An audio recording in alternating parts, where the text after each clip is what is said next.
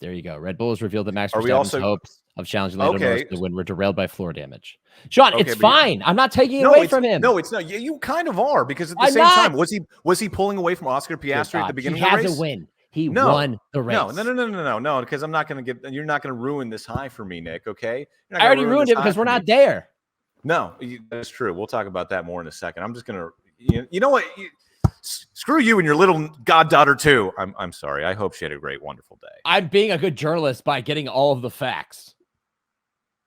Kill Katie, me you for look it. surprised. I don't want to say one more word. I want to sit and listen to 45 more minutes of this. And speaking of getting the party started.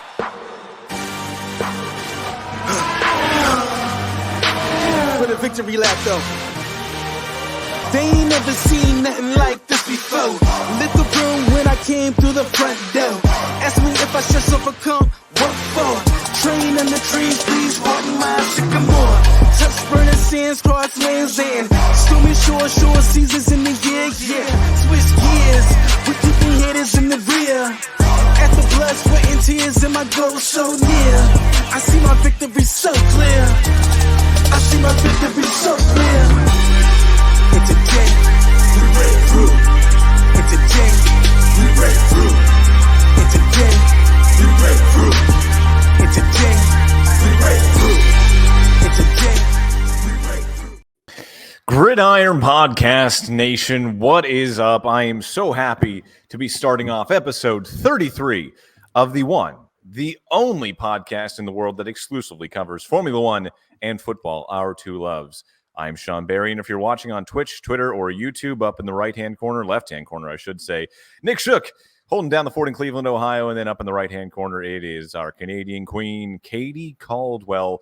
Guys, if you can't hear it in the tenor, the tempo, the tone of my voice, I'm excited for this show. How was your weekend, Sean? The 3 T's.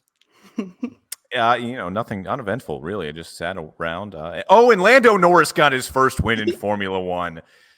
That's what we're going to be talking about this week, folks, because episode 33, the lucky 33 for number 4, Lando Norris, 116 races in F1, 16 podiums, and finally, he stands on the top step alone. Lando Norris getting his first win at the Miami Grand Prix, a race we were supposed to be at, Nick.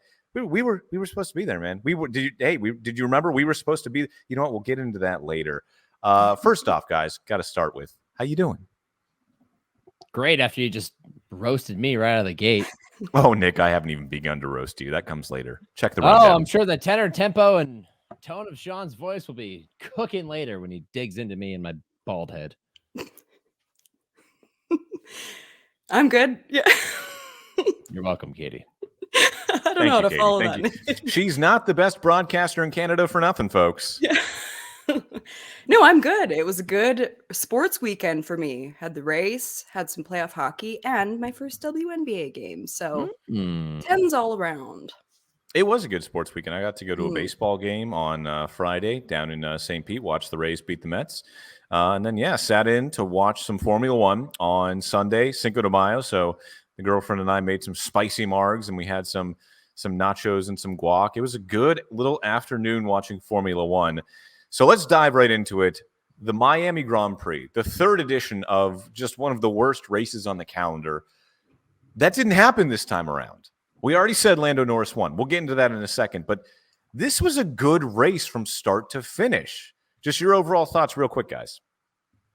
Katie.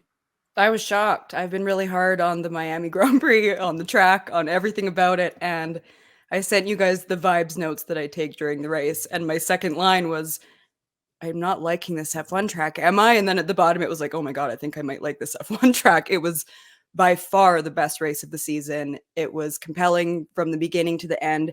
Had the safety car not been there, it might not have been as good. But then it would have been cool to see Lando go through the field. But man, I was given a spoiler. I was driving home that day, so I was disappointed in the spoiler.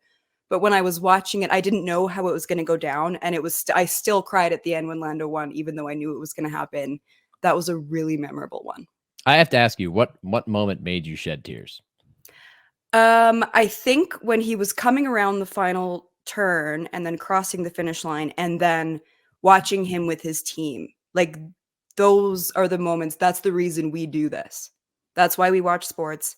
That's why we talk about them, are those moments where he's crying. He says, I love you guys. Like, there's so much emotion in it. And it feels like for 1 second, there's like no politics in this. Like, it's just one of those like heartwarming moments that was so wholesome. And it wasn't Max winning. So that felt really big for F1 in general. So because I was thinking, and I read some tweets that said that when he dove into his crew, like, and crowd surfed the whole crew, that's when they got emotional, which, but I totally agree with you. I think the entire moment, because like there was a period where you were like, is he going to hang on? And then it became clear that he was going to hang on, and he was actually pulling away, where you were just hoping, don't blow a tire, don't have something terrible happen, don't get a safety car, something terrible, just get to the end. And even the broadcasters, I think I tweeted it and I might have texted you guys. I didn't text you, Katie, because I was trying to keep you in the dark intentionally, as you requested us that we do. There was one person I forgot to text. And that person blew it. Good job, unnamed individual. Good job. Way to go. I texted Sean. I was like, we have to treat this like a perfect game. Don't talk about it. Don't talk about it until it's over. And we did. And even the broadcast team treated it like a perfect game. It wasn't until Lando hit the final like 3 turns where they were like Lando Norris and explained the whole thing. What a moment, man. What a moment for F1 fans in general. For those who hated on Lando, calling him Lando instead of Lando Norris, it was Lando no wins. That's over. That's, real quick, a couple of weeks ago, Nick, that was you. You were asking me, posing the question to me. Lando no wins. And how about now? I'm happy he won, Sean. I don't know what to tell you other than I'm happy he won. I felt like he might never get it done, but he got it done. And good for him. It took Max having aerodynamic issues, but good for him. Oh, hold on. No. We're not going to take that away from Lando. He won. I'm not taking away from him. I'm saying that's important context. One second though. Were you watching the F1 broadcast or were you watching Sky Sports with Crofty? ESPN was carrying Crofty. Okay. Because you said that, they weren't mentioning it. They were treating it as a no-hitter or a perfect game baseball. I didn't think they were doing that at all, because Crofty brought up at least on 5 or 6 separate occasions, if Lando gets to the end, if he crosses the finish line first. They kept referencing Russia. I think I texted you one point, said, I want to punch Crofty, because I know what he's doing. He's building the suspense. He's doing what a good broadcaster does, but he's kind of doing it at the expense of Lando Norris, who ended up showing him in the end. But did it matter? Because it didn't matter. No. But let's talk about this race anyway. So, first off, the start was a little hair-raising too, because this race from start to finish was absolutely phenomenal. It was, I mean, would you agree to date the best race of the season so far? Yeah. I thought it was crazy. And you texted me about this. You were like, God, it's like they're driving on ice. Like, for some reason, that track is just so slick, but it actually made for a compelling race. I think it was a little surprising to these teams, because this track is not used in any other racing format at all through the rest of the year. The rest of the year, drunk Dolphins fans are tailgating on it. Yeah. So there's no other MotoGP races, IMSA races, rally. There's nothing else on that track except for this one weekend out of the year. They get this one weekend out of the way. So it is always freshly paved. It's always dusty because it's Florida. They're close to the coast and sand blows onto the track. It's windy. It's sometimes rainy. It's hot. You get all of these different variables, and I think it makes it a challenging track, and sometimes it'll produce a good race like we saw on Sunday. So lap 1, the start, Lando had a bad start. I mean, he just did. He drops from P5 to P6, and he sees his teammate Oscar Piastri, who started P6 behind him, rocket up to P2 after Sergio Perez very nearly wiped out his teammate Max Verstappen and both of the Ferraris. That would have made for a nice, easy race for the McLarens, but didn't quite happen that way. And then about halfway through the race, after people have started to pit, you have Lando leading, and he is on almost the very edge of the medium tires he started on. And you're thinking, all right, they need to bring him in for a set of hards soon. But those mediums, they were lasting, guys, and they were quick, and they were only getting quicker. And then you have Kevin Magnussen. Oh, God. If Kevin Magnussen and Logan Sargent had to die for our sins, then I thank them, because he wipes out Logan Sargent at the dude's home race. Not just because it's America, but because he is a South Florida guy. So he wipes him out in front of his home crowd. And now we have a safety car. Now Lando gets an easy pit stop, essentially a free pit stop. He botches the restart, but then Nick, like you said, Max couldn't catch him. He started to pull away incrementally, but he started to pull away, And that's which is why what you normally don't see. No. Okay, where was the aero damage, Nick? Well, when he hit the cone, he said afterwards there was no aero damage. I've seen a literally quote said afterwards there was no aero. There was a hole in the floor, and Sean, there's no other explanation for Max dropping tenths per lap, if not more, than that there's some damage to the car. We've acknowledged that Red Bull has the best car and Max is the best driver.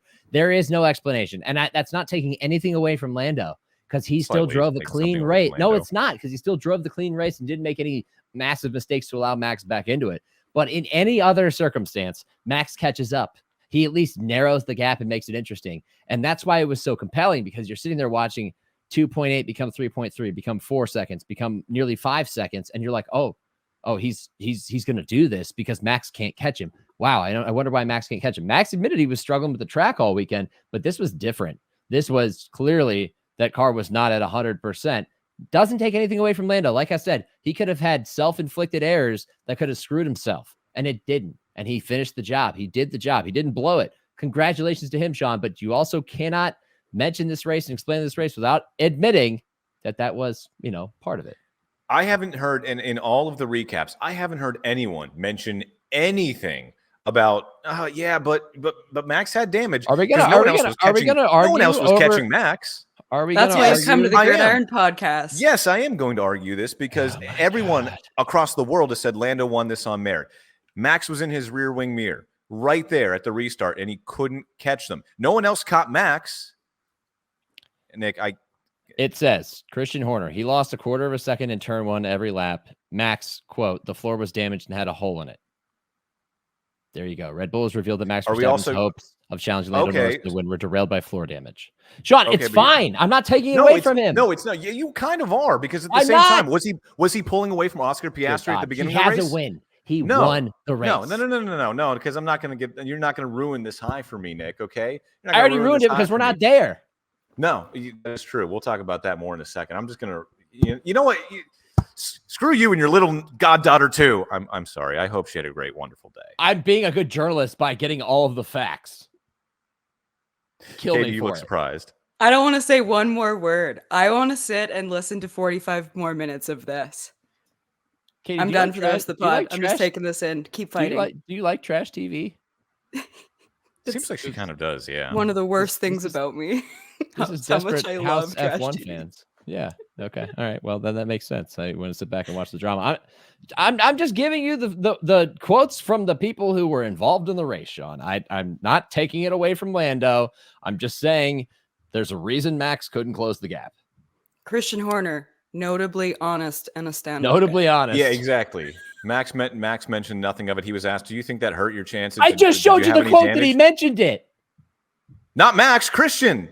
And like Katie said, Christian, that included a Max quote. Upstanding gentleman. He always speaks the truth. No, here's the Horner thing. Here's the thing too. At the beginning of the race, Nick, when Oscar was on Max's tail, was Max pulling away? No, he wasn't. The upgrades from McLaren, they worked. You have to give this to Lando on merit. But I would like. This is the first time since Brazil 2022. May I approach? No, you may not approach the bench. This is the first time since Brazil 2022 that another driver finished on the top step of the podium while Max was still in the field.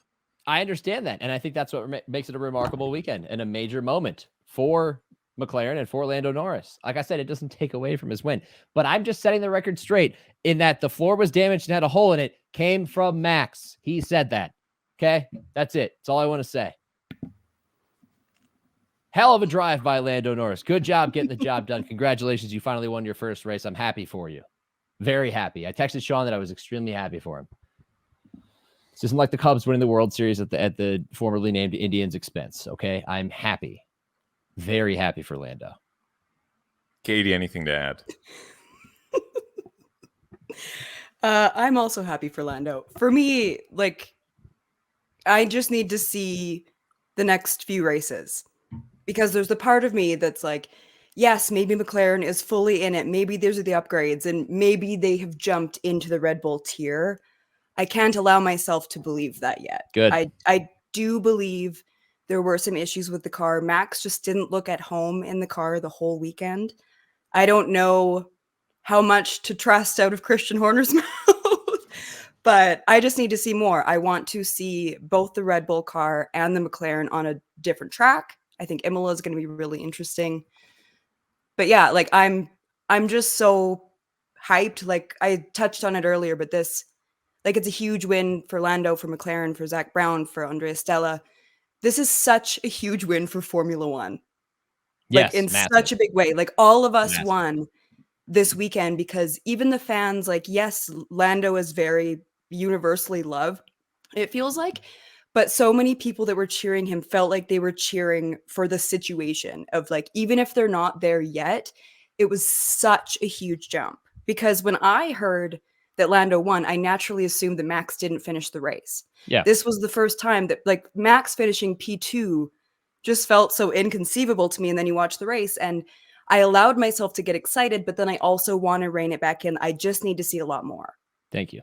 And that, No, that's fair. that's That's maturity and wisdom. That is an adult speaking. Thank you, Katie. That's for being fair. an No, adult. that's fair because there's a whole season still to go. I'm not saying that McLaren is going to storm back and, you know, Lando's going to win the driver's title or McLaren's going to win. I think we have a note in the rundown that claims otherwise.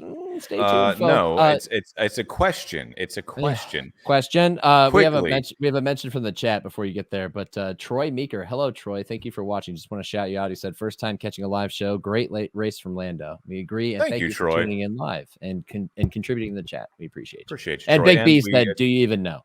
Do you even know? Oh, you know what? Yeah, we got to give the people what they want. Do you even know? It's got to come back. Real quick, Katie, going off what you said, I appreciated at the end of the race. What kind of got me, you said it was when Lando jumped into his team's, arms and they crowd surfed him and stuff like that. What got me is every single driver, darn near every single driver, coming up to congratulate him at the end. Because it was obviously Max, they're buddies, they hang out together. Then it was Charles, he was there on the podium, they're good friends too. But then you started to see Daniel come out of nowhere. You expected Carlos to come up and find his capron. But then, of all people, Fernando Alonso comes up and you're like, really? Like Fernando Alonso's coming up to him? Because you forget Lando was a junior driver at McLaren when Fernando was with the team a couple of years ago. You know, and he had to come and celebrate with the kid who was the third driver way back when, who is now the man who won a race. And I just thought that was so cool that so many drivers, whether they did so in person, like Lewis stopping on track to applaud him. Lewis has always sung Lando's praises, but he's on track, giving him a thumbs up and a radio message as well. I mean, that was just really cool to see. And whether they did it in person or on social media, I mean, that was really cool just because, yeah, the crowd was cheering for the situation, but it seems like every single driver on that track was too. Yes. It was so funny watching Lewis be interviewed after, because I think they tried to tie together the story of that feeling of getting your first win. And it's like, Lewis might not be the best one to talk to about this because he didn't have to wait 110 races to get his first win. No. But it was so cool seeing everybody just react to it and everybody hug him. And like Lewis on track too, when he was kind of waving at him and thumbs up. Like I got teary-eyed like 6 different times. It doesn't take much. And that brings us to our next topic. Nick, I'm going to kill you. I'm going to kill you. Jesus Christ. It's premeditated, man. It's premeditated. We were supposed to be at this race. Katie, you're not off the hook either. We were supposed to be at this race. We were ready to buy the tickets. And Katie had a good excuse, the Canadian to US exchange rate's not the best right now, so I get it, International travel is expensive. I get it. It's okay. But Nick, you were still game. It's your birthday weekend. It's your birthday in exactly 47 minutes. But all of a sudden, apparently a niece has a communion. We gotta go be the godfather. And to that, all I can say is I hope it was a lovely day. And I hope your niece and goddaughter knows that she has an amazing uncle and that there are plenty more races we can watch together. You come to me on the day of my niece's first communion. And you have the audacity to put me in front of the barrel of your gun. Where do you get off, Sean? No, I just said I hope she had a wonderful day. Well, Katie, now, hey now. Gridiron After Dark. Easy there. Easy, Tiger. No, I agree. I would have loved to be there. In fact, I was gonna make sure Katie was there too.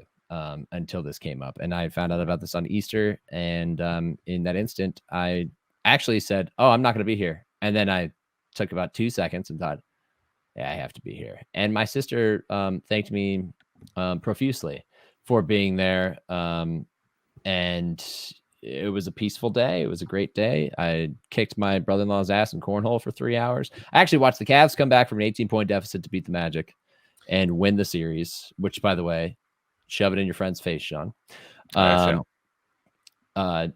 leave that where it is right now. Nick, as soon as the game ended, I texted him in the group chat. I said, play the song. And I had a screenshot of Cleveland Rocks by the presidents of the United States. Good job, Sean. See, you don't want to kill me. You're just talking tough and not able to back it up. No, but it is ironic that the one race where we were actually supposed to be at this year, it just happens to be Lando Norris's first win in F1. Yeah, soon as Lando crossed the finish line, the first thing I thought of was, oh my God, this would have been a great day for Sean to show up at the track wearing his orange shirt that he is now wearing if you're watching on YouTube, Twitter, or Twitch, and be very proud of his McLaren fandom. I'm sorry I took that moment from you, Sean. However, I am not Nostradamus. I'm not Nostra Shook or Nickstradamus. I am only a mortal human, and a mortal human with obligations to my family. But on that same note, so you don't feel... So you know what? Let's humble you for a second, and just so you see it, Sean. Here's a picture of me and my niece. There you go. Oh, that is wonderful. What's her name? Her name's Avery. Avery, 7. You have a great uncle. Don't worry if he's bald and scary. He's a big teddy bear.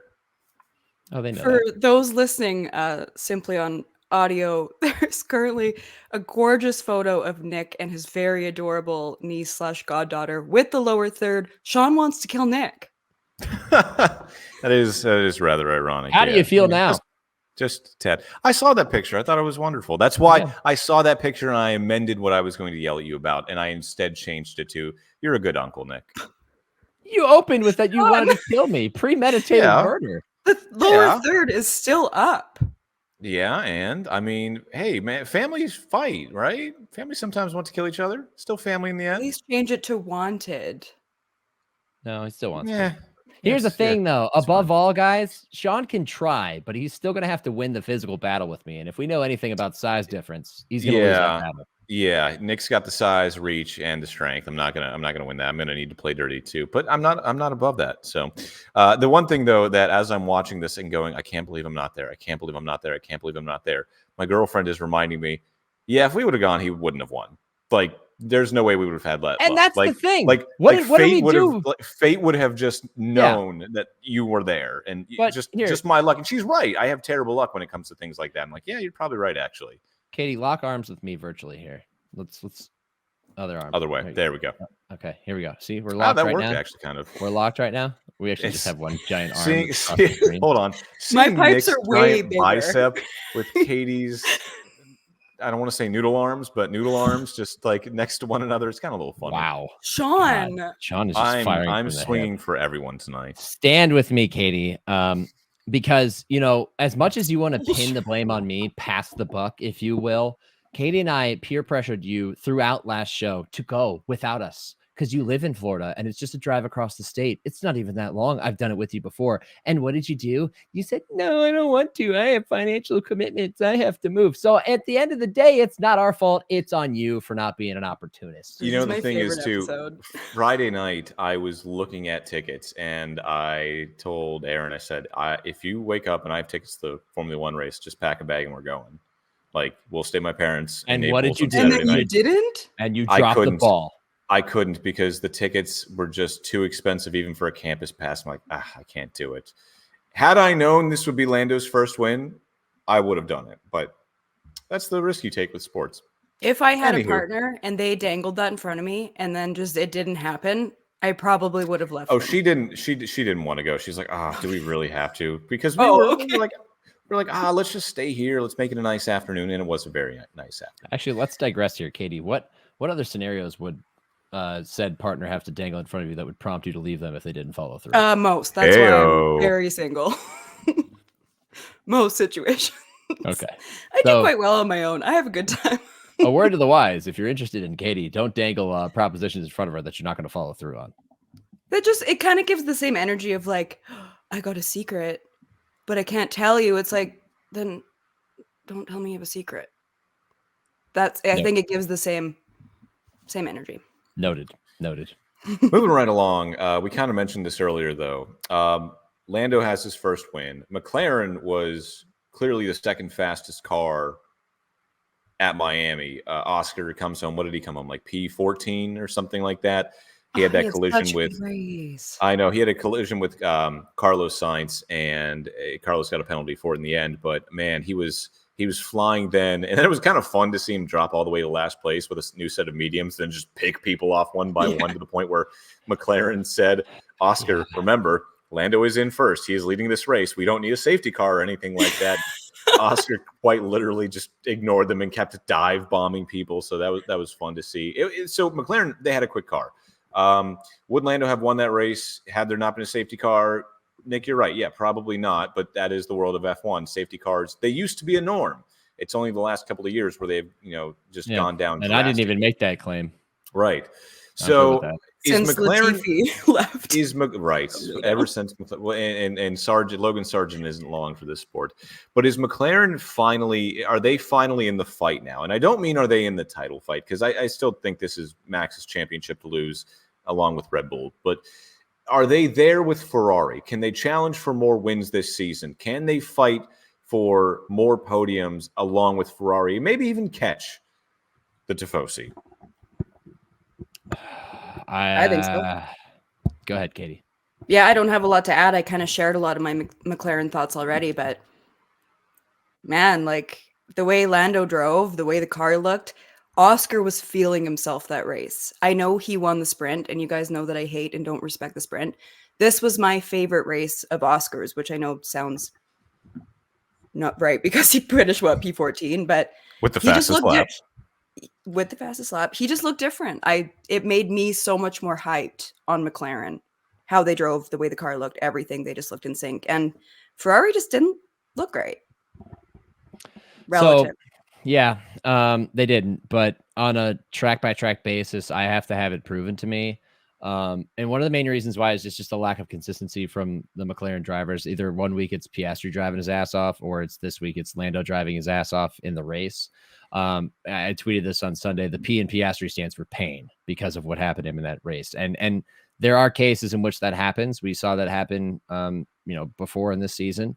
And that is unfortunate. That is an F1 race in a nutshell that can happen at any time. And oftentimes it's not your fault.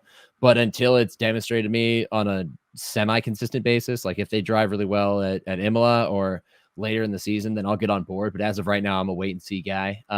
I'm not that much of a risk taker when it comes to most things in life. I need to see it proven to me. I need you to prove yourself to me before I believe in you. And I need McLaren to still to prove it to me. But I am very encouraged by what I saw. I feel a lot better about them. And there was a conversation that I was having with some friends early in the race when Oscar was admittedly driving better than Lando, because Lando did not have a great first third of the race. No, he didn't. No. Where my friend said, is it time to start discussing whether Oscar Piastri is really the lead driver of McLaren and not Lando Norris? And I think that that's kind of a valid question. Or we're setting up for an incredible future in which they are two of the best drivers in the grid. And if the car ever catches up to the other cars, which maybe they're a lot closer than we realized, especially after what we saw this weekend, then they're one of the most fearsome teams in F1. And at that point, they are not just in the fight. They're in the battle for the front of the grid. We're not there yet, but this is an encouraging sign. As a McLaren fan, I'm kind of hoping it's the latter, where we have one of the best driver pairings on the grid. But then you still have Max and possibly Carlos next year. That's going to be amazing. Then you're going to have Charles and Lewis next year. That's going to be amazing. So there's going to be a couple good driver Fernando pairings. And Lance. Shut up, Katie. Shut up, Meg. Who pissed in Sean's Cheerios? My God. Sean is having a day today.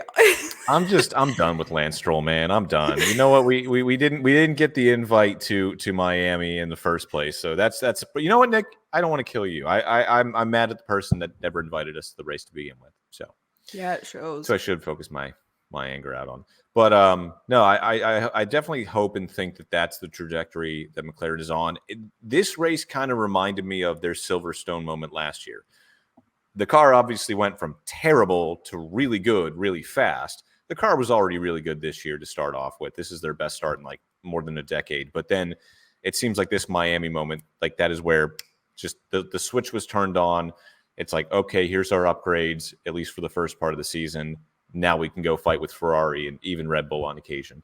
So yeah, I think they're getting there. What worries me is there's still this year, which Red Bull is going to dominate. Next year, maybe you can hang close to them. And then we switch up the rules again.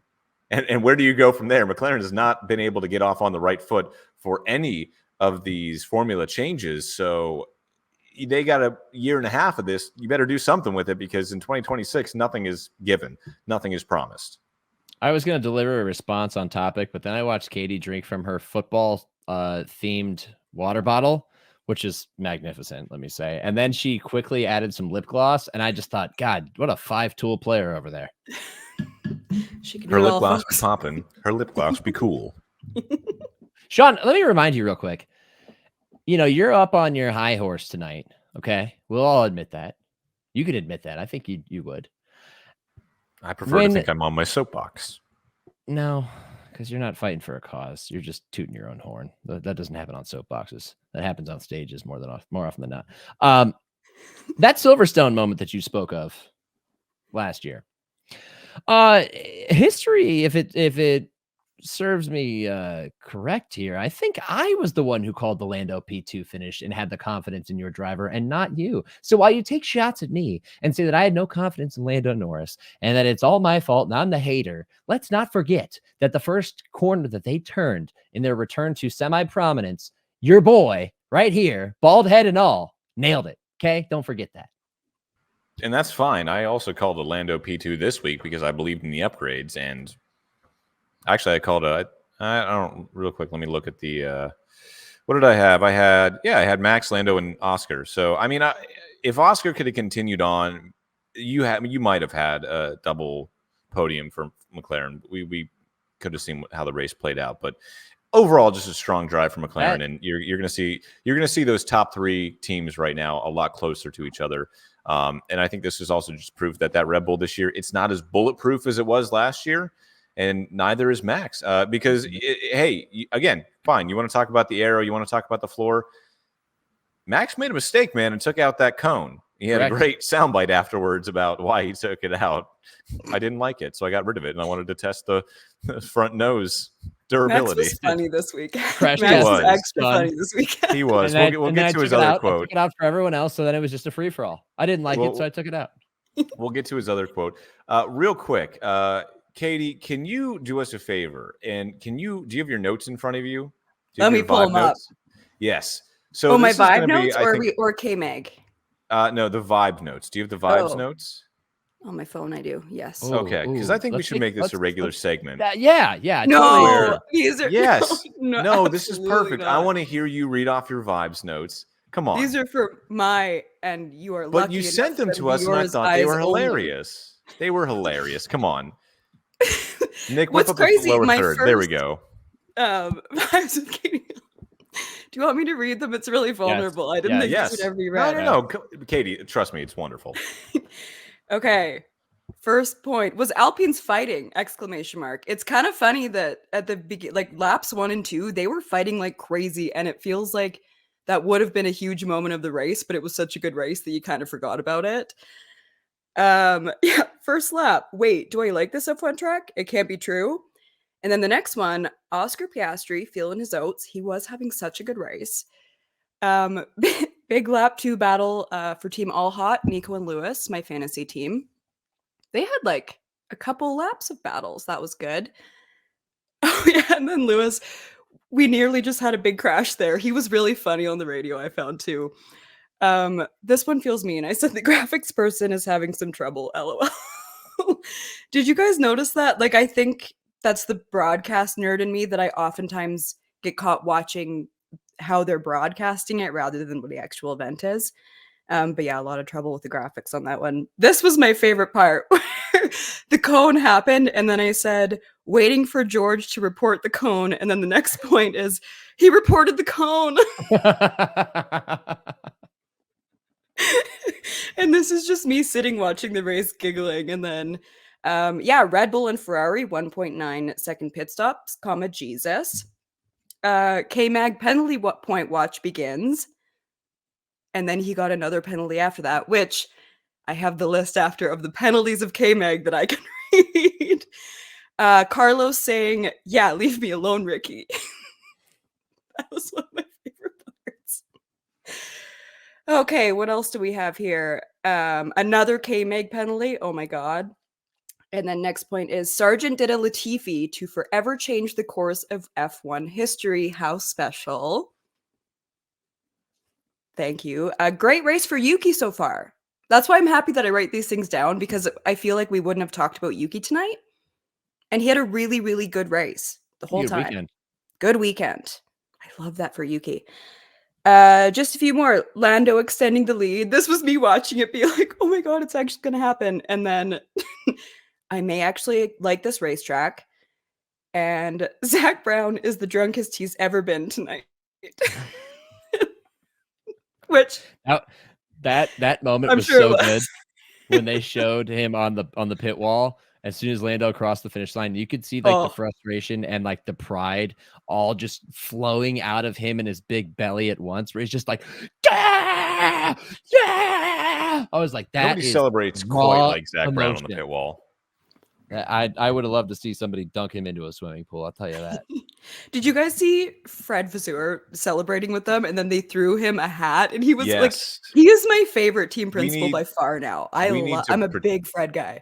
Protect Fred Vasseur at all costs, because there's a Ferrari, a principal rival of Ferrari. I'm sure they thought that, they had McLaren, absolutely wrapped up for this season, cut dry print.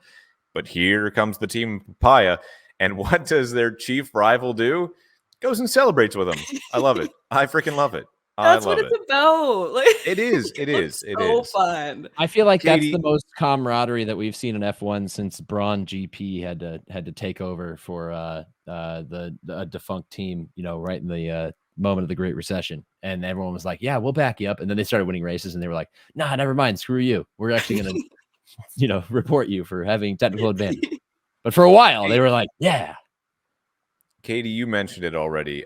K-Mag had an interesting weekend because what a mess. As it sits, he is now 2 penalty points away from a race ban. He's got 10 on not the calendar year, but it goes from the points last for a full year. So they're kind of like PTO days. They roll over.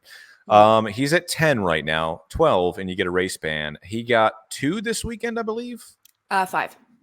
He got 5 this weekend. Yeah, 5? He drove like an asshole all weekend. And it could have been like 9. Oof. Yeah. Do you want me to read out his penalties? Please do. Okay, let me pull him up here. Okay. 10-second time penalty for leaving the track and gaining an advantage in the sprint in the Lewis-Hamilton battle. 10-second time penalty for leaving the track and gaining an advantage in the sprint in Hamilton battle. 10-second time penalty for leaving the track and gaining an advantage in the sprint Hamilton battle. He was given 3 penalty points for these 3 separate incidents. He then gets a 5-second time penalty for leaving the track without a justifiable reason. 10-second time penalty for the Logan Sargent collision. He's given 2 more penalty points for the Sargent collision. But that wasn't enough. K-Mag then gets a drive-through penalty converted to 20-second time penalty for entering the pits behind the safety car and not changing tires. 1 weekend. That feels lenient based on how he was driving. Like, it blows my mind that he came out of that weekend with 5 points. And they could have easily. The FIA doesn't want to give a race ban. I'm convinced of that. We saw that with Pierre Gasly, where the Australia crash. They're like, oh, no, lap 1 race, everything is fine. It's like they've never given a race ban. They don't want to. K-Mag is pushing it. He has 10 penalty points in 6 races, and there's still another 18 to go. His first 3 points don't expire until March 9th, 2025. Whew. So he started the year with 0, which is rare. Oh, man, so he's already gotten... He's having a bit of a rough go. And like the point of penalty points is to stop repeat offenders. K-Mag was a repeat offender during the weekend again and again and again and again and again. like in the And you same felt- weekend. When you saw the broadcast cut to Logan Sargent's car in the barrier, you're like, not again, Logan. What the heck? You did this last year too. Then you saw why, and you're like, oh, that wasn't his fault. He had the line, he had the apex, and K-Mag just stuck his car in there. I don't know what it was. Does he have like a vacation coming up that he needs to need some time off for? Does he not want to go to Imola? So I don't know. here's my theory. I've heard the hotels in Italy aren't the best. This crazy stretch and connection Dunking here, on though. Italy. Yeah, dude. Coming for Catching everyone strays tonight, over Katie. here. Jesus. I don't know. Like I said, who Dunks pissed on himself Miami, too? dunks Yeah. on Italy. Dunking on everybody. Crazy connection I'm going to try to make here, but I'm going to try to make sense of this through this. When you play the F1 game and you race in open public lobbies, it's never clean. Like if you ever actually get a clean race, even if it's 5 laps, it's rare. It's extremely rare, and you feel fortunate if you get to the end without something nonsensical happening. There are clips all over the internet of people getting into battles and somebody just dumping somebody else into the wall, and then somebody getting revenge by just cutting chicanes, cutting turns, and everything else just to drill that guy. Kevin Magnussen drove this entire weekend as if he was the guy out to drill somebody else and pay them back, except nobody owed him anything. He just said, DGAF, don't give a fuck. Like, I'm just going to go drill everyone this weekend because I have nothing to lose. I drive for Haas, and who knows if I'll be in F1 next year at this rate. So screw it. I'm going out like gangbusters. I'm taking one with me. What a menace. The whole weekend. It got to a point where the broadcasters were like, yes, this is a new one. Yes, Kevin Magnussen has another penalty, and it's like they couldn't even keep up with it. There were so many. It was wild. And he's not that kind of guy he's not a villain in F1. He's not someone like, no offense, Lance Stroll, or like, all right, get this guy out. Like he doesn't deserve the seat anymore. You know, like what if he make Lance a villain? I just think he's kind of a mid driver. Right. He's mid Kevin has those moments that make him a good F1 driver, although it's becoming apparent that those are becoming fewer and far between because Nico is proving that he is still a very capable F1 driver, and Kevin maybe not so much. This is probably his last year in Formula One. He knows it, but he's not someone that crowds are like, oh God, this guy again. He's starting to become that right now. It's pure frustration boiling over. I think so, yeah. Way to explain it. But man, self-control, please. A little bit. Moving on, we got a check of our fantasy standings. Nick, do we have any more chats to hit real quick? No. No worries if not. Cool. Okay, quick check of the fantasy standings. In third place, Team All Hot, Katie, 106 points. But then things get interesting because going into Miami, I had a 10-point lead over the field. No longer do I, because Nick has now tied Team Florida Man with 122 points. Nick, of course, getting a lot of points courtesy of Lando Norris this week and Yuki Tsunoda. And Esteban Ocon. Oh, yeah, hey. Sean, for our new listeners, you want to just give a very quick rundown of our fantasy point system? Sure, fantasy point system. Are you talking about the actual points system? For ours. Okay, I don't know that. Okay. I don't know that. Helpful. Thank you, Sean. Participating in it. So we each did a draft. You tally them every week. You could absolutely be cheating both of us, and I don't think Nick or I would know. I trust her. That's why I'm in last place. You're because I'm cooking the books. I mean, Team All Hot is having a mid-off between each other right now. My team is not doing well. If I was cooking the books, I'd be way in first right now. No, that's part of cooking the books. You got to, stay under the radar so nobody notices. And then at the end, all of a sudden, oh, I don't know what happened. Looks like we had a good finish. We had a great Q4. We each drafted 6 drivers. This is a fantasy point system with Red Bull excluded because it felt like they were kind of going to go 1-2 or 1-3 or 1-12 the whole season. You never really know with Checo. But the points go down from 10 points to 1 point. And then if you win the race and you're not Max Verstappen, you get an extra 10. So Lando Norris got 10 extra points for a race win for Nick today. Yeah, Sean. And this is going to you don't have any confidence in Lando. You don't believe in Lando. Real problem. Well, at the beginning of the season, you saw that Ferrari was clearly the number 2 car, which in our fantasy standings would make them number 1. So Yeah, but this should get interesting now because Ferrari still has the upgrades to come. They've already said, so we'll see what happens the rest of the way. But at least things are getting a little tighter now with the fantasy standings. Check in on the passion project narratives. We haven't even mentioned these all season long, but I can tick mine off. Couple races in, and here we go. Katie, your passion project was the season of Alex Albon, baby. Which is so frustrating because I had written yeah. down, I think we will hear God Saves the King. God Save the King. I thought that's what I had down, and then I changed it to Alex Albon, and I'm really pissed that I did that because I would have been able to check it off. Nick's passion project was Carlos Sainz's revenge season, which, yeah, that's pretty bang on. That's pretty spot on. Still a while to go. Still a while to go. And then mine was just one god dang McLaren win for frick's sake. Cross that one off. Tick. Love that for you. Thank you. I love it for me too. It was a fun day getting to celebrate. And like you said at the beginning of the podcast, Katie, this is what we live for, not just in F1, but in sports, right? These moments that make it all worthwhile. So it was a lot of fun. It was a lot of fun because I knew I'd get to come on here this week and just go, yeah, baby. And be super mean to Nick 20 minutes before his birthday. That's fine. Hey, man. I know Nick can take it. Anything else, guys? Yeah, honestly, I have nothing to say in defense because I don't think that it's worth defending myself in this situation. I feel I've done no wrong.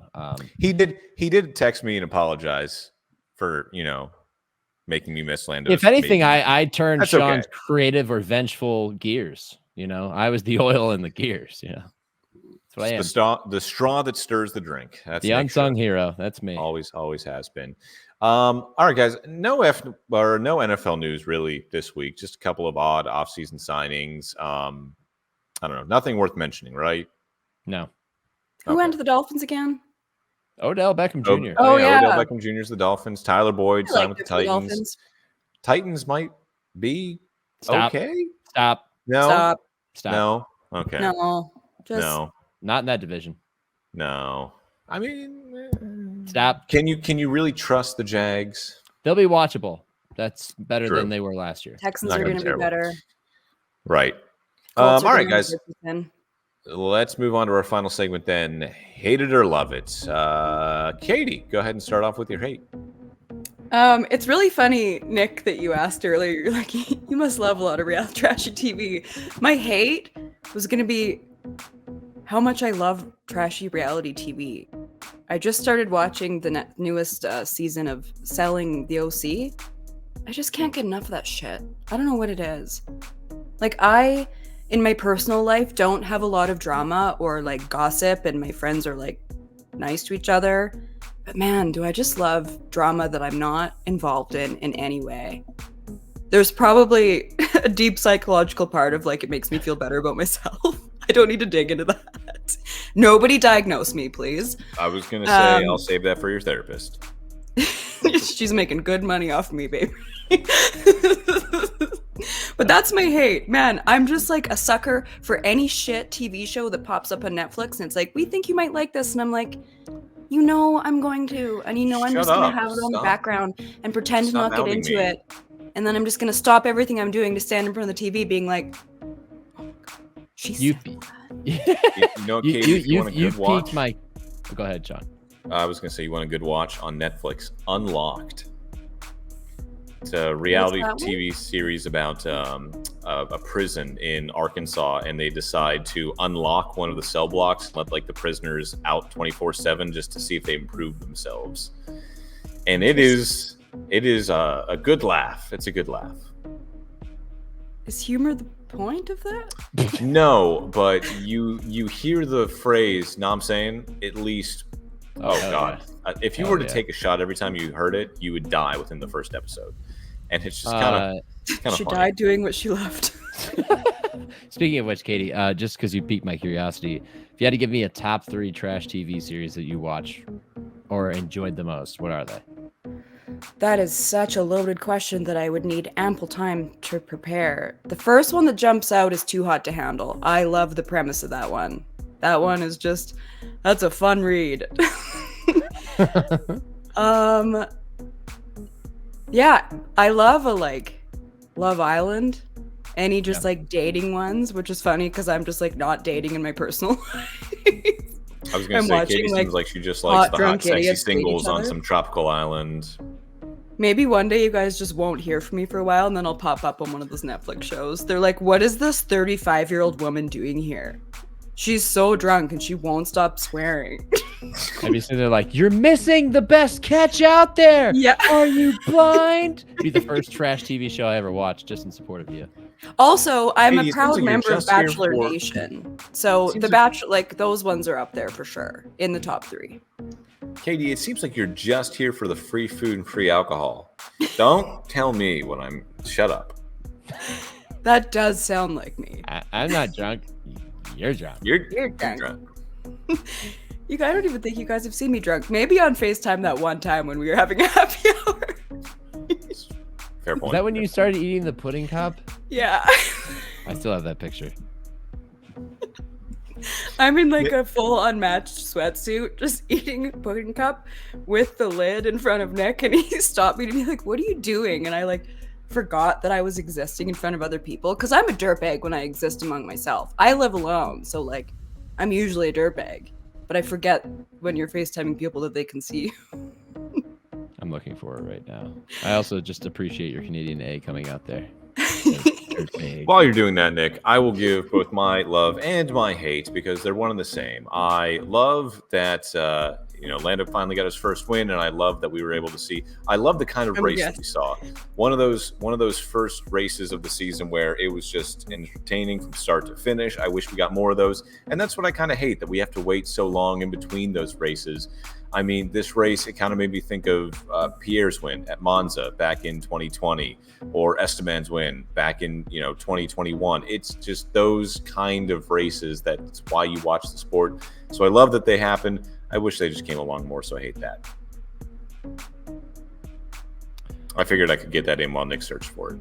Yeah, you kind of nailed. This is great for the audio listeners. Didn't really buy me a lot of time there, Captain. Also, I feel like I'm just being sewered this week. I need to show them photos. No.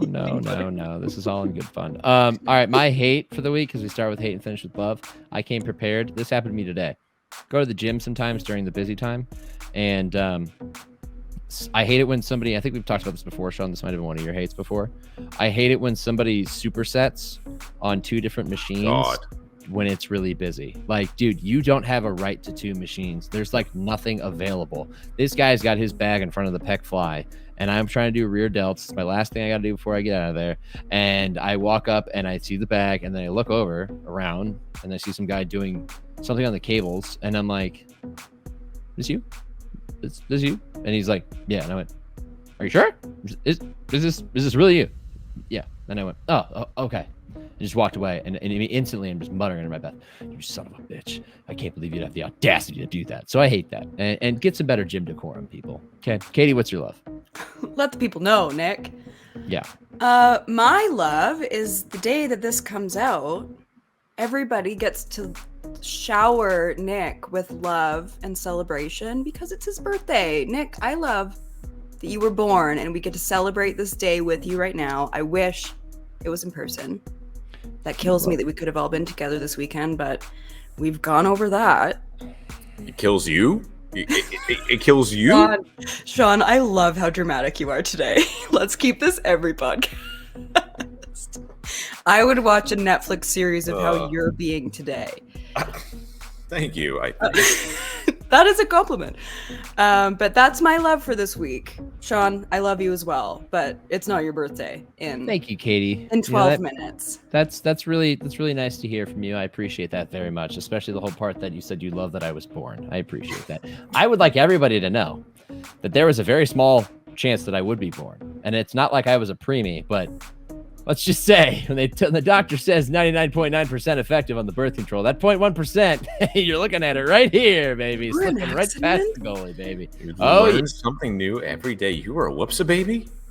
Me and my sister were whoops. Looks like that birth control not as effective as you think, folks. I love that we got to learn this with our listeners. What a special moment for us to all share together. What a special moment. Nick, is that what you love? No, I want your love first. I gave both my love and hate while you were searching for that I picture. love that I was born. Yeah, of course I love that I'm alive. Thanks. My love, I'm still trying to find this damn photo and I cannot find it. Do we have a time frame idea of when we did this? I can't remember. It was during one of the I don't remember. I don't know last if I was a part of year. this. You were, and then you left, and then I think Nick and I, or you were at the bar, and then you joined us, I think. Yes. I was Okay, I loaded. remember this now. Oh my God. Yeah. Oh God. Yeah. Oh yeah. I woke up with a headache the next morning. Oh yeah. Oh boy. Oh boy. I remember this Gee now. Willikers. I God, remember this now. Gee, Will.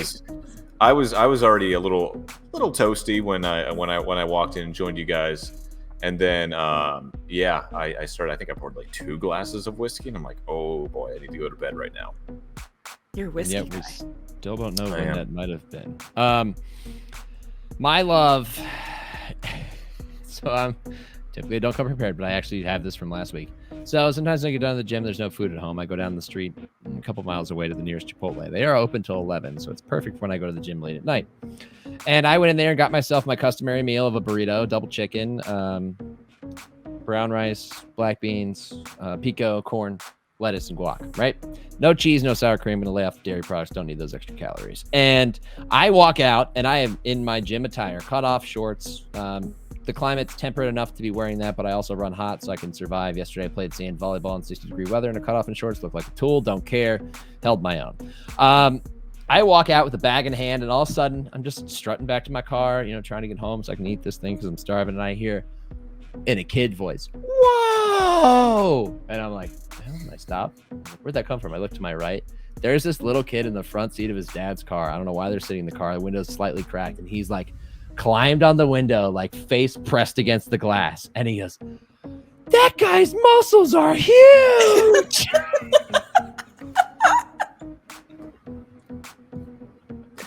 You know, kids say the darndest things, Nick. Yeah, and I just turned and just started cracking up because I was like, I don't know how to react to this. I'm not. Did you flex like a Mr. Clean like thumbs no, up? And that's the thing. This is the second time I told the story. And like, you should have flexed at him, and I was like, I'm not a superhero. Like, I'm just walking down the street. Yeah, someday you can do this, kids. You could be this. Remember, Nick, brother, honestly, I eat your get that all vegetables, the drink your time. milk. I know you do, Katie. I try to model my life after you, in case you don't know. Can I change my hate?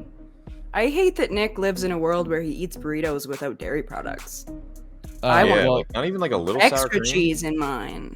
I have a take. Sour cream, I think, ruins the flavor combination in a lot of foods, except it's good on a baked potato, but I think it's an unnecessary condiment that Big Dairy has pushed on society. Don't bring Big Dairy into this. We are now just so accustomed to it that we think everything deserves sour cream.